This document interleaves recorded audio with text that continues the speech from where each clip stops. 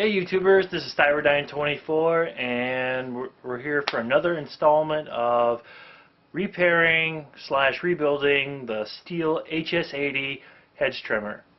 Now I just received a call today from my parts place, Guru Brothers, Crown Point, Indiana. Believe me, they'll take care of you. Just got a call from them today saying that all my parts are in.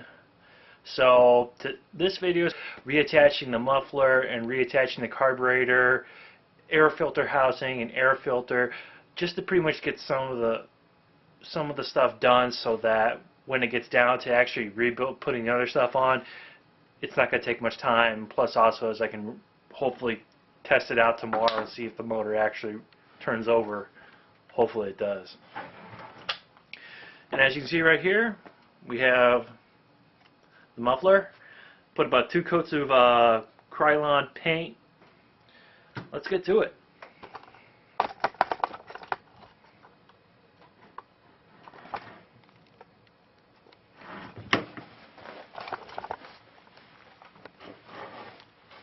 As you can see right here, it's all nice and clean. Right now I'm just going to dig through my parts here. That's why it's always wise to, you know, play it safe. Go to the grocery store, pick up a box of these cheap little resealable bags and a black Sharpie marker, and write down what parts go to what. Because you don't want to be sitting there being like, uh-oh, what? I think I'm missing a part and things like that. I mean, you don't want to have problems like that. So now we're reinstalling the muffler.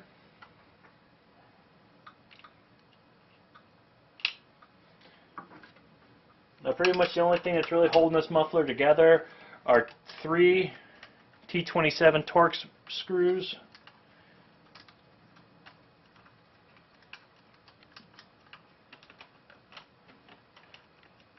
Two going on the cylinder,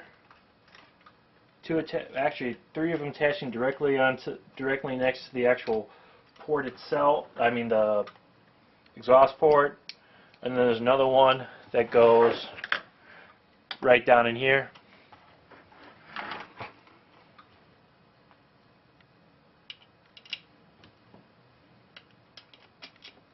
Like I said, this is pretty much just an easier way of just getting this thing done. Getting some of it done without having to mess around.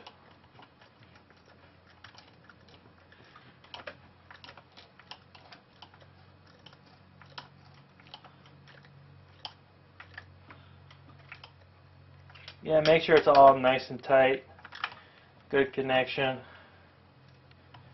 And also make sure that your little muffler gasket or heat shield is in good shape.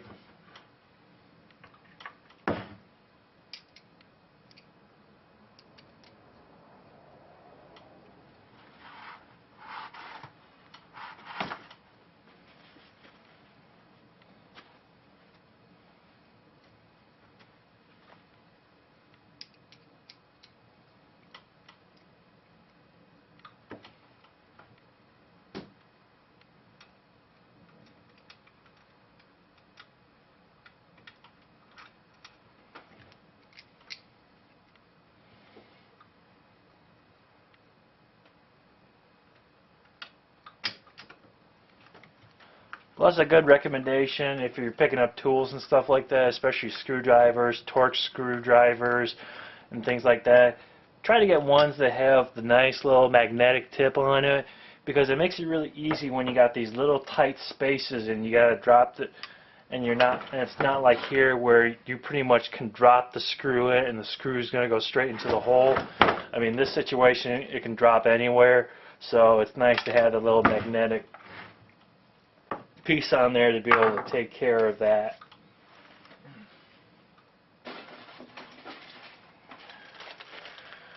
Okay, now we're going to go straight to putting the, of course this is the carb air filter bag.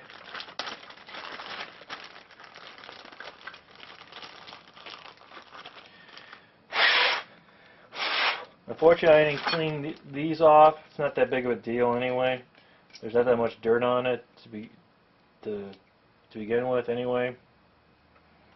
Pretty much just got to really know where all this stuff goes.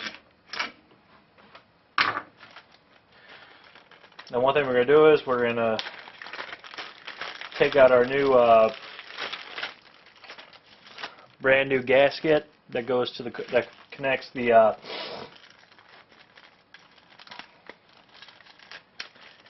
intake to the carb, which pretty much all it is just a piece of plastic. So this little gasket is going to be necessary, and plus the old gasket was cracked. So I mean, if you're going to do any kind of work like this, believe me, it's just better off, you know, you're pretty much better off to just buying brand new gaskets.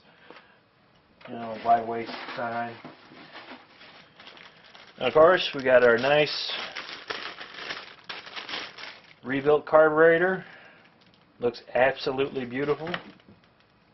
Can't wait to get this baby. I just can't wait to get this thing a try and actually see how good it runs.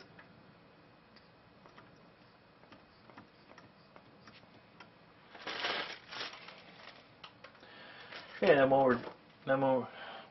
we're done with that, we're going to reinstall this. Actually, wait. Fuck. Nuts.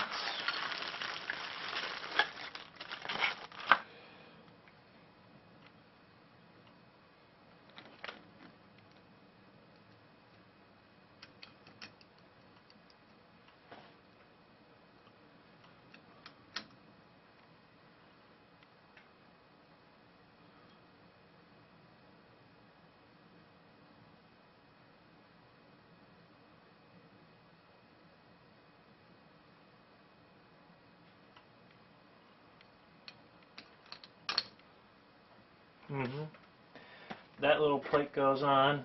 Then after that comes this.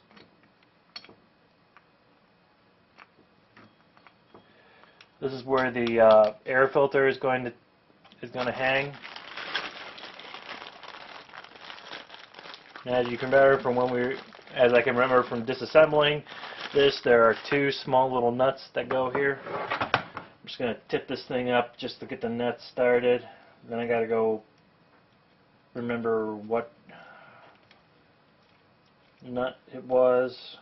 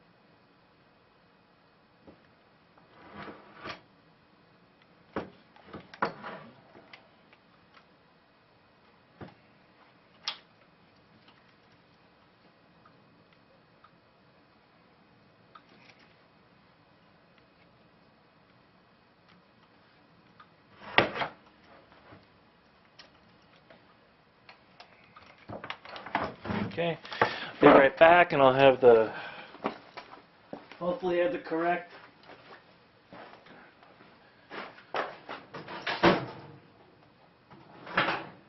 socket for it, and wrench, since they're all over the place.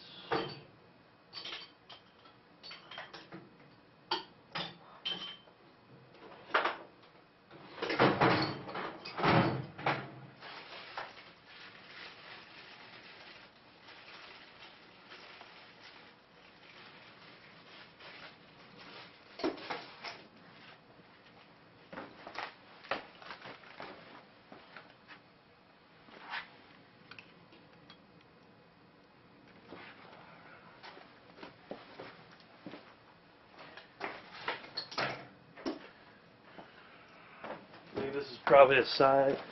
I think luckily I still got the size on it.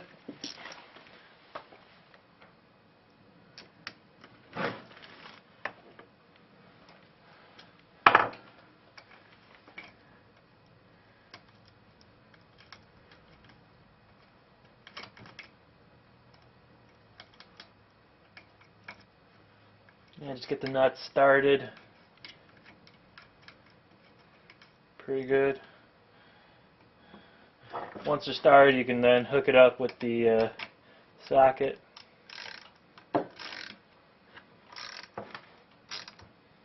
Tighten it down.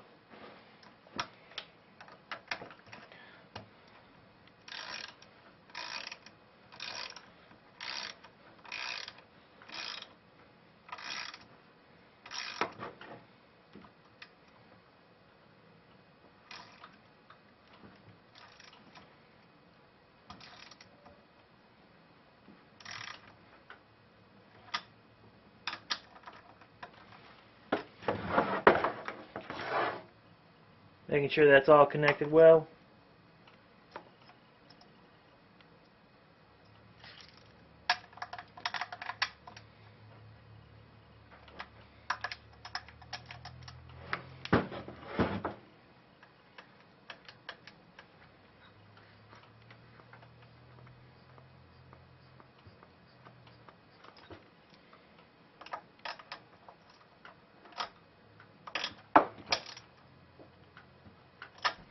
Okay, once we got that done, and then just make sure this is all kind of cleaned out a bit. Then we're going to do the air filter and also pre-filter.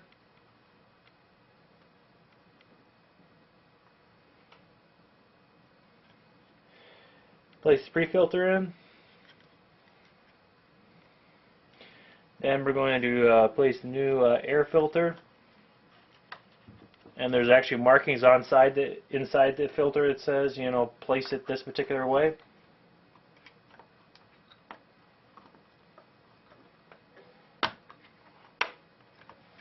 There we go.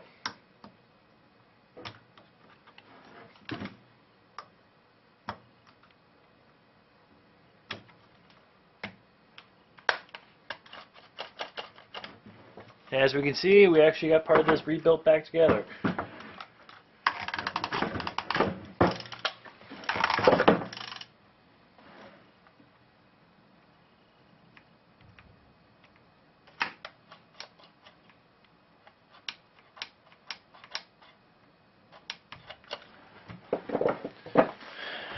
Okay, ladies and gents, it's pretty much put back together to as much as I can do right now until I actually get the other parts in tomorrow. And once I get them in tomorrow, and also I'm going to drop the blades off, get the blades sharpened, hopefully I get those back the same day, and we will be able to put this baby back together and start her up and see what happens. Hopefully we'll get a successful rebuild and this thing will run nice,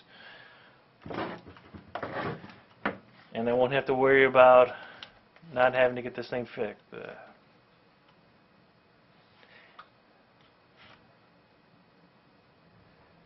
As you can see, we are completely finished. We have the air filter back on. We have the air filter carburetor back on. We have the exhaust back on. And pretty much we're just going to wait for the other parts tomorrow, which is going to be the fuel lines, throttle, cable, gear case gasket, gear case lube, and all the grommets that go to the gas tank to replace the worn out ones, and also to get the blade sharpened. Then we'll get everything put back together and we'll start this baby up and see what we can get out of it. Thanks for watching, and by all means keep on watching my videos, and I will be trying to post as much videos as I can. Thanks for all your patience. It's kind of hard with my work schedule, school schedule, family, girlfriend, to be able to record these videos. It takes a lot of my spare takes a lot of spare time for me to actually edit all these videos and get them uploaded onto YouTube. So thanks for all your patience, and y'all have a good day.